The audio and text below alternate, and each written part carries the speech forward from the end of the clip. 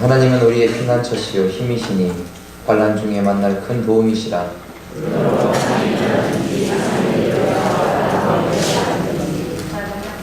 바닷물이 솟아나고 뛰놀든지 그것이 넘침으로 산이 흔들릴지라도 우리는 두려워하지 아니하리로다. 셀라.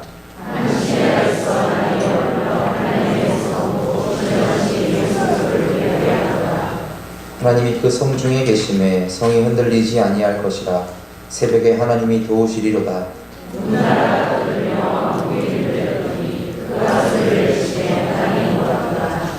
만군의 여호와께서 우리와 함께 하시니 야곱의 하나님은 우리의 피난처시로다.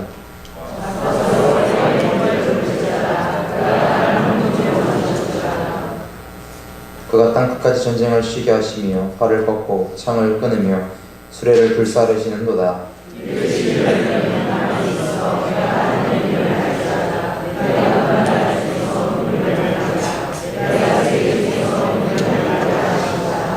함께 읽겠습니다. 만군의 여호와께서 우리와 함께 하시니 야곱의 하나님은 우리의 피난처시로다. 셀라. 아멘. 우리 함께 인사하며 시작했으면 좋겠습니다. 우리 좌우 앞뒤 바라보시면서 함께 예배드림이 기쁨이 됩니다. 인사할까요?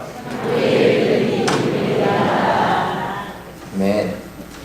여러분, 예배 중에 어느 때 은혜를 받으십니까? 누군가는 찬양을 통해서 은혜를 받기도 하고, 또 누군가는 말씀을 통해서 은혜를 받기도 하고, 또 누군가는 기도를 통해서도 은혜를 받기도 합니다. 각자가 다 다르실 텐데 설교자는 언제 은혜 받을까요? 여러 가지가 있겠지만 저의 경우는 어떠냐면, 찬양 인도자의 선곡과 말씀의 주제가 딱 맞아떨어질 때 오늘은 하나님이 함께 해주시는 사인이다, 증거다 라고 봅니다. 제가 이 말씀을 드리는 것은 오늘 말씀 주제와 우리 김경수 집사님이 찬양 선곡을 하신 것과 주제가 딱 맞아떨어졌다, 저는 먼저 은혜를 받았다 라는 말씀을 드리겠습니다. 저에게 주어진 은혜가 동일하게 여러분들에게도, 우리 하늘샘 교회 가운데도 임하기를 주의 이름으로 소원합니다. 여러분은 극도의 위기 상황을 만난 적이 있으십니까? 극도의 위기. 그 문제로 밤잠을 설쳐가며 두려움에 떨어보신 적은 없으신가요? 여러 가지가 있겠죠. 실패에 대한 두려움, 질병에 대한 두려움, 사람들로부터 거부당하는 것에 대한 두려움, 또 사랑하는 사람들을 잃는 것에 대한 두려움. 저도 그런 두려움을 가지고 살아갑니다. 실패에 대한 두려움. 저는 실패에 대한 두려움을 언제 느낄까요? 지금이죠. 제가 지금 강단에서 말씀을 전하지만 설교의 실패에 대한 두려움은 늘 가지고 있습니다. 은혜롭게 준비된 말씀이 잘 증거되어져야 하는데 성도들이 말씀을 잘 이해할 수 있을까? 또 잘 받아들일 수 있을까? 조는 성도님들이 많이 계시면 어떡하지? 이런 고민들을 하면서 실패에 대한 두려움이 있죠. 질병에 대한 두려움. 저희 외가 쪽은 대부분의 가족들이 다 암에 걸리셨습니다. 저희 친아버지께서도 몇 해 전에 위암 판정을 받으셨습니다. 물론 초기에 발견돼서 지금 잘 치료받으시고 완쾌 되셨지만 저도 그 유전자를 물려받은 사람으로서 걱정이 되는 거죠. 물론 지금 저는 건강합니다. 그러나 오늘의 건강이 내일의 건강을 보장해 주지는 않는다는 거죠. 우리 모두 인생이란 시간을 살아가다 보면 누구나 두려움을 경험하게 됩니다. 죽음이 두렵고, 늙어감이 두려움이고, 질병이 두려움이고, 우리가 가진 것을 잃을까봐 두려움이 있고, 올라간 곳에서 내려오게 될까봐 그것이 두렵고, 버림받을까봐 두렵고, 잊혀질까봐 두렵고, 가정이 흔들릴까봐 두렵고, 내가 컨트롤할 수 없는 불확실한 미래 때문에 우리는 두려워하고 떨게 됩니다. 사실 우리는 1년 365일을 그 두려움 속에서 호우적거리며 살아가는 것이죠. 오늘 본문도 마찬가지입니다. 두려움을 충분히 불러일으킬 만한 극도의 위기 상황이 있습니다.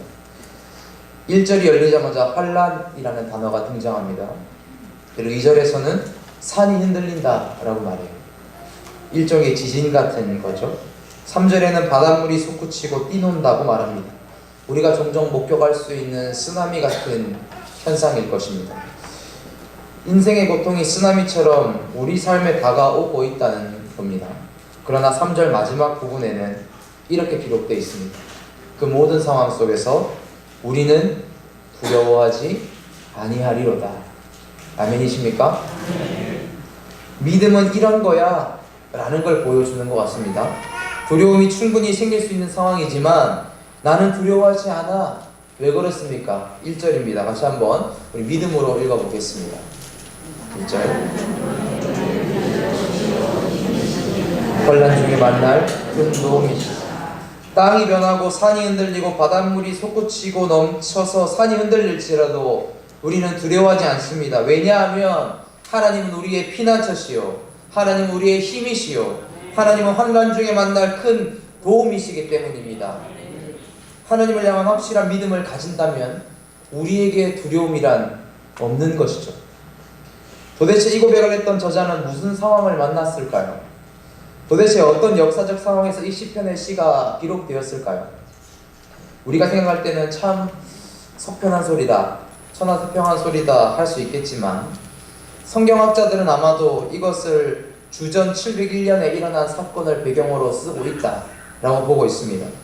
당시의 아수르, 성경에는 아수르라고 표현되어 있고 실제로는 아시리아죠. 과거 역사 속에는 아시리아입니다.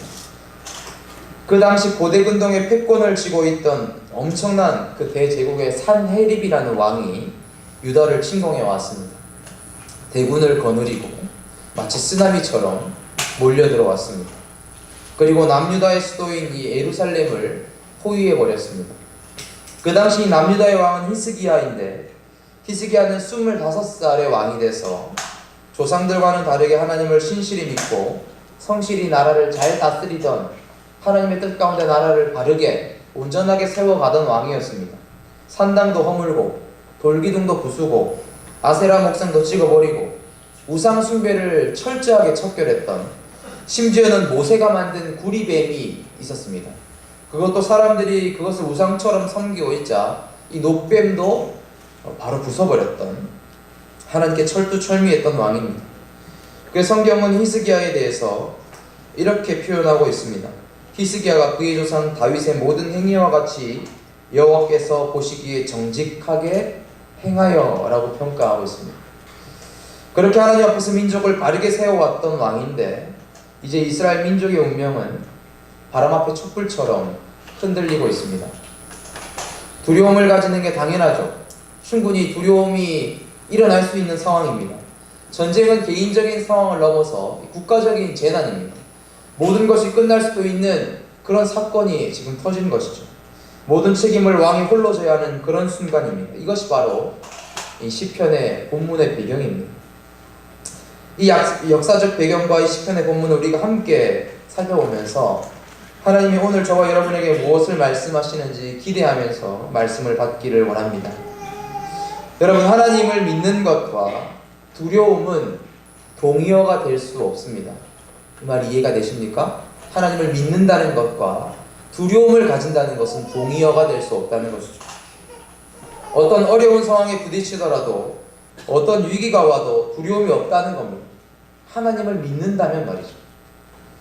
여러분 다 하나님 믿으시죠? 안 믿으십니까? 하나님 믿으시죠? 네. 우리가 하나님을 믿는다면 마땅히 두려움이 없어야 되고 염려가 없어야 됩니다. 반드시 그러해야 됩니다. 그러나 하나님을 믿는다고 하지만 여전히 크고 작은 문제들 앞에서, 어려움 앞에서 두렵고 염려가 가득하고 좌절하고 낙심하는 것이 우리의 모습입니다. 두려워하고 낙심하는 이유가 무엇일까요? 무엇 때문에 우리는 두려워하고 무엇 때문에 근심합니까? 우리가 하나님을 향해서 확실한 믿음을 가지고 있지 못하기 때문입니다. 믿기는 하지만 그렇다고 내 온 마음을 다해서 믿지는 않는다는 겁니다. 믿기는 믿는데 100% 신뢰하지는 않는다는 것이죠. 하나님이 내가 도움을 요청할 수 있는 분이긴 한데 하나님이 도우실 거라는 확실한 믿음이 없으니까 두려움이 생기는 겁니다. 제 해석이 좀 지나친가요? 마가복음 4장에 보시면 예수님과 제자들이 배를 타고 가다가 큰 광풍을 만나는 사건이 등장합니다. 파도가 배 안으로 덮쳐 들어오고 물이 배 안에 막 차기 시작했는데 예수님은 그 배 안에서 아주 태평하게 주무시고 계셨습니다. 제자들은 지금 물에 빠지고 지금 우리가 죽게 되었다고 난리를 피우는데 예수님은 그곳에서 주무시는 것이죠. 그때 예수님이 호수에게 명령하십니다. 잠잠해라, 고요해라. 그렇게 명령하시자마자 거짓말처럼 그 거센 호수가 잠잠해졌습니다. 그리고 제자들에게 이렇게 말씀하십니다. 어찌하여 너희가 무서워하느냐? 어찌하여 너희가 두려워하느냐? 아직도 믿음이 없느냐? 이렇게 물어보시는 거죠. 예수님께서는 제자들 안에 있는 두려움과 제자들 안에 없는 믿음에 대해서 말씀하셨습니다. 왜 제자들이 두려움에 사로잡혀 있느냐? 그 이유를 믿음이 없기 때문이다 라고 예수님이 해석해 주신 것이죠. 제자들은 예수님께 선택받았음에도 불구하고 지금 여전히 예수님을 향해서 온전한 믿음을 가지고 있지 못하기 때문에 광풍이 임해오자 예수님이 옆에 계신데도 불구하고 함께 계신데도 불구하고 두려워할 수밖에 없는 것입니다. 자, 보십시오. 예수님이 함께 계신데도 제자들은 두려워했습니다. 하나님이 이스라엘과 함께 하시는데도 히스기야는 두려워했습니다. 여러분, 두려움이 일어나는 것은 무엇 때문입니까? 내 힘으로 해결할 수 없는 일들을 만나기 때문입니다. 내 능력으로 돌파할 수 없는 문제들 때문에 우리는 두려움이 일어나는 겁니다. 제자들이 만난 광풍도 예루살렘을 둘러싼 아수르 군대도 자기의 힘과 자기의 능력으로 어찌 해볼 수 있는 것이 아닙니다. 해결할 수가 없어요. 여러분, 믿음이라고 하는 것은 자기 신뢰가 깨지지 않으면 절대로 배울 수 없습니다. 일단 믿음으로 아멘 하시기 바랍니다.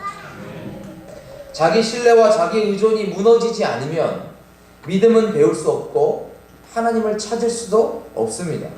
거대한 아수르 제국 앞에서 히스기야가 할 수 있는 것은 아무것도 없습니다. 아무것도 할 수 없으니까 두려움에 사로잡히는 거예요. 근데 아무것도 할 수 없을 때 왕으로 무력함이 그대로 드러나는 그 순간 두려움이 물밀듯 밀려 들어오고 다 포기하고 싶고 다 내려놓고 싶고 다 떠나고 싶을 때 바로 그때가 기회입니다. 내가 아무것도 할 수 없으니까, 나는 할 수 없으니까 하나님을 찾게 되는 것입니다. 그 두려움의 상황 속에서, 절체절명의 위기 속에서 유다의 왕이었던 히스기야는 무엇을 했을까요? 다시 한번 아수르 왕 사네립이 유다를 침공했던 그 당시의 역사적 현장으로 들어가 보겠습니다. 열왕기하 19장에 보시면 히스기야 왕이 굵은 베옷을 입고 하나님의 성전 안으로 들어갑니다. 성전 안으로 들어가면서 사람을 보냅니다. 누구한테요? 이사야 선지자한테 사람들을 보냅니다. 그리고 이렇게 부탁합니다. 내가 지금 성전에 기도하러 간다. 그리고 당신도 나를 위해서 중보해달라. 기도 부탁을 합니다. 그 중보 기도를 부탁해놓고 히스기야 왕은 성전에 들어가서 온 밤을 지새웁니다. 온 밤을 지새우면서 무엇을 했을까요? 마치 약복강가에서 천사와 밤새도록 씨름했던 야곱처럼 이 히스기야도 기도의 씨름을 밤새도록 하는 것이죠. 여러분, 기도하지 않고 내 안의 두려움을 몰아낼 수 있다? 기도하지 않고 하나님의 도우심을 기대할 수 있다? 신앙에 있어서 여러분, 그런 공식은 존재하지 않습니다. 사랑하는 성도 여러분, 우리 인생에 만나는 환난 역시도 우리에게 기회가 됩니다. 내 인생에 두려움을 불러일으키게 하는 것, 내 마음을 염려케 하고 근심이 일어나게 하고 마음을 번민하게 하고, 그것 때문에 우리는 기도의 자리를 지키게 되는 것이죠. 내가 아무것도 할 수 없다고 생각하는 그 순간에 그때 우리는 기도의 자리에서 주님을 붙들게 되는 것이고 확실한 믿음을 배우게 되는 것입니다. 우리가 교회를 오래 다녀도 확실한 믿음을 배우지 못하는 이유는 무엇 때문이냐면 자기 신뢰가 너무 크기 때문입니다. 자기 스스로 할 수 있다고 믿는 사람들은 절대로 믿음이 성장하지 않습니다. 하나님을 의지하지도, 하나님의 이름을 부르지도 않습니다. 그런 사람은 교회에 10년, 20년 아무리 다녀도 믿음이 자라지 못해요. 여러분, 내가 커 보이고 내가 잘나 보이고 내가 대단해 보이면 여러분 절대로 하나님을 찾지 않습니다. 그러나 자신이 절대로 헤쳐나갈 수 없는 환난을 만나게 되면 내가 할 수 없구나 하는 무력감을 느끼게 되고, 내가 무력하니까 나를 신뢰할 수 없는 존재가 돼버리고 나를 의지하지 않게 되고, 그러면 내 인생을 스스로 핸들링할 수 없는 그 상황 가운데 나를 도우실 분이 누구인가 생각하면서 사람들은 하나님 앞에 나아가게 되는 것입니다. 여러분, 5절을 같이 한번 읽어볼까요? 시편 46편 5절입니다. 같이 한번 읽어보겠습니다.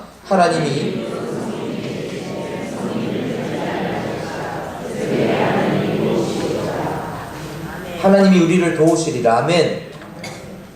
이 시편 46편 저자의 고백은 아무나 할 수 있는 고백이 아닙니다. 위기 상황 속에서 이런 고백이 어떻게 가능하냐는 거죠. 하나님 앞에 나아가 기도의 자리에서 씨름하고 그렇게 몸부림친 자들이 할 수 있는 믿음의 고백입니다. 제가 가장 좋아하는 성경 구절 중 하나는 시편 121편입니다. 이 시편은 이렇게 시작됩니다. 내가 산을 향하여 눈을 들리라. 나의 도움이 어디서 올까? 나의 도움은 천지를 지으신 여호와께서로다. 여호와께서 너를 실족하지 아니하게 하시며 너를 지키시는 이가 졸지 아니하시리로다. 아멘. 내가 눈을 들리라 했습니다. 내가 눈을 들리라. 내게로부터 눈을 들어서 주를 보기 시작하는 것은 기도의 문을 통과한 다음에 일어나는 일입니다. 저와 여러분은 선택할 수 있습니다. 상황이 얼마나 두려운지, 또 내가 얼마나 약한지, 내 힘이 얼마나 보잘것없는지 거기에 시선을 고정할 수도 있습니다. 그러나 반대로 내 눈길을 모아서 하나님을 바라보게 할 수도 있습니다. 두렵거나 어려운 상황에 내 시선을 고정하는 것이 아니라 오늘도 여전히 살아계신 하나님 앞에 나의 시선을 고정하게 될 때, 그때 비로소 하나님의 일들은 시작되는 겁니다. 두려움이 없는 믿음의 답은 하나님이 정말 나와 함께 하시는 것에, 나를 도우신다라는 것에 눈이 열리는 겁니다. 오늘 저와 여러분의 영안이 열리기를 주의 이름으로 소원합니다. 히스기야가 무엇을 보았을까요? 기도 가운데 무엇을 보았을까요? 열왕기하 19장 35절인데요. 방송실 띄워주시면 같이 한번 읽어보도록 하겠습니다. 함께 읽겠습니다. 이 밤에 여호와의 사자가 나와서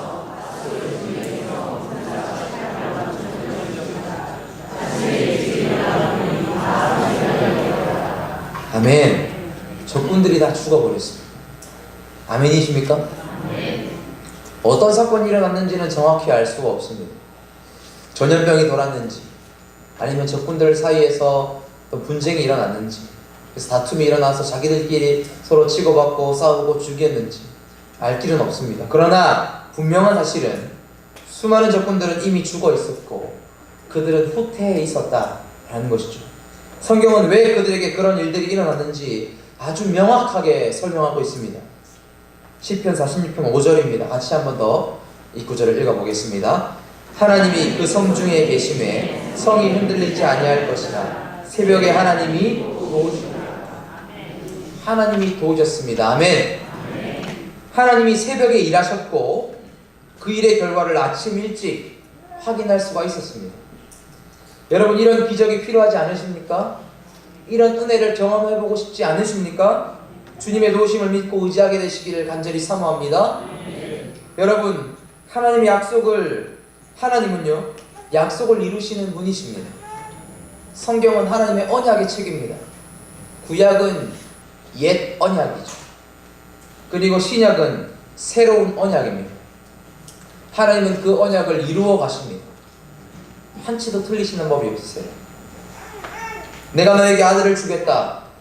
아들 주셨습니다. 너희를 구원할 메시아를 보내주겠다. 그 메시아를 보내주셨습니다. 예수 그리스도를 믿는 자마다 멸망치 않고 영생을 주겠다. 우리는 모두 영생을 받은 하나님의 자녀입니다. 하나님의 약속이에요. 하나님은 어떻게 말씀하셨냐면 이사야서 이렇게 말씀하십니다. 내 말은 절대로 내 입을 떠나서 이루어지지 않고 돌아오는 법이 없다. 아멘. 네. 그렇다면 하나님께서 우리를 도우시고 함께 하시고 내가 너를 붙들겠다라는 그 약속 또한 우리는 믿어야 하는 것입니다. 그 말이 그저 공중에서 돌다가 다시 하나님의 입으로 돌아가는 것이 아니라 하나님이 내뱉으신 말은 성취가 되어서 돌아옵니다. 우리는 믿어야 되는 것이죠.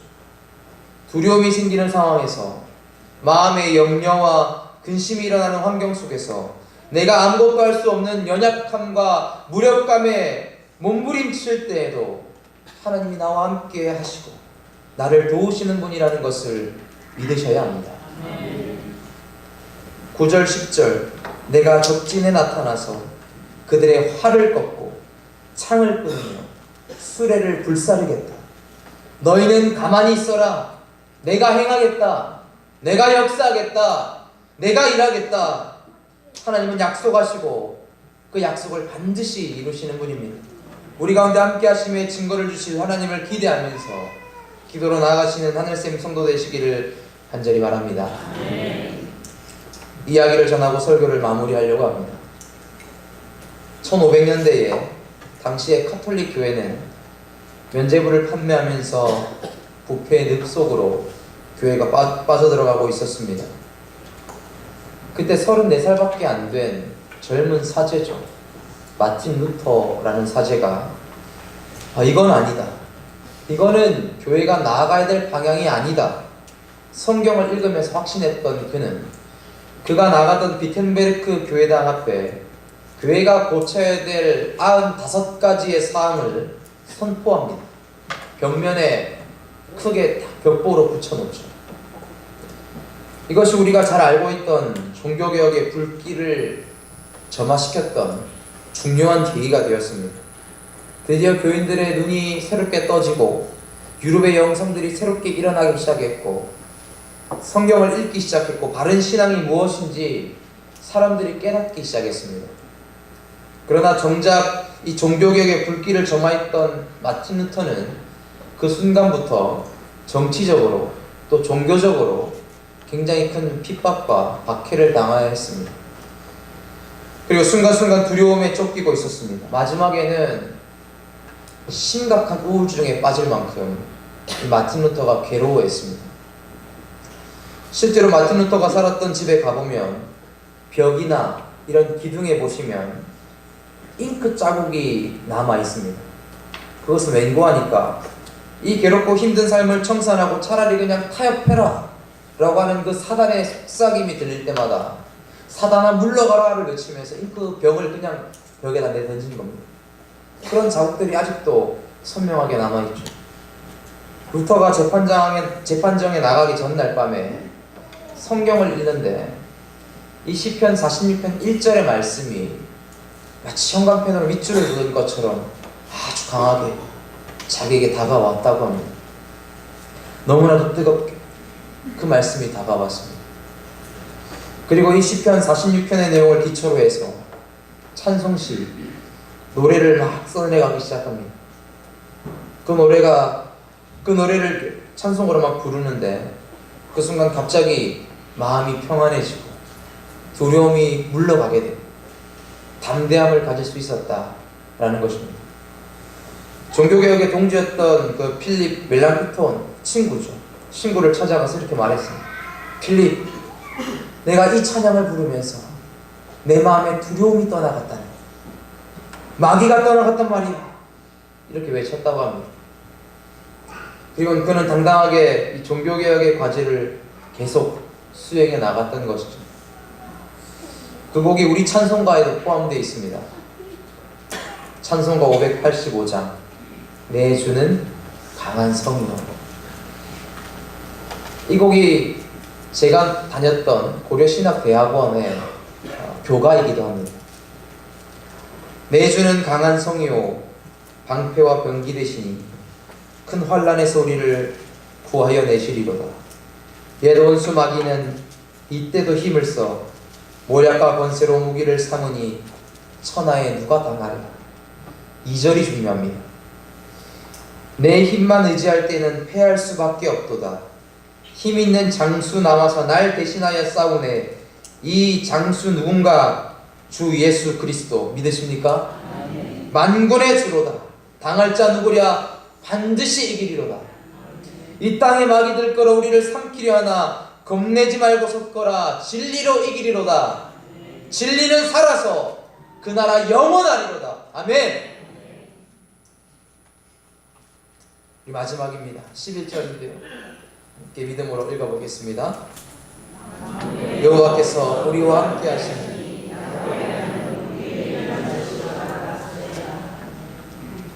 이 야곱의 하나님은 우리의 피난처 되신다 말씀하십니다. 이스라엘을 지키셨고 도우셨던 하나님이 이스라엘만의 하나님이십니까? 낮에는 불기둥으로 밤에는 구름기둥으로 바뀌었네요. 낮에는 구름기둥으로 밤에는 불기둥으로 그들이 걸어야 될 광야의 산을 붙드신 분이 이스라엘만의 하나님이십니까? 아수르 제국의 위협 속에서 승리케 하시며 이스라엘의 피난처가 되신 하나님은 히스기야만의 하나님이십니까? 인생의 쓰나미같이 몰려오는 환란 속에서 루터로 하여금 노래하게 하시는 하나님, 찬양하게 하시는 하나님은 루터만의 하나님이십니까? 아니요. 과거에 역사하셨던 하나님은 오늘날에도 역사하시는 저와 여러분의 하나님인 줄 믿으시기 바랍니다. 인생의 위기 속에서 우리의 피난처 되신 하나님을 의지하는 사람들은 실패하지 않습니다. 왜냐하면 전능하신 하나님께서 함께 하시고 도우시기 때문입니다. 사랑하는 성도 여러분, 여러분의 전 인생을 하나님께 동행함으로 하나님이 함께 하시며 주님이 도우신 흔적들을 가지고 있는 하늘샘의 거룩한 성도들 되기를 주의 이름으로 소원합니다. 기도하겠습니다.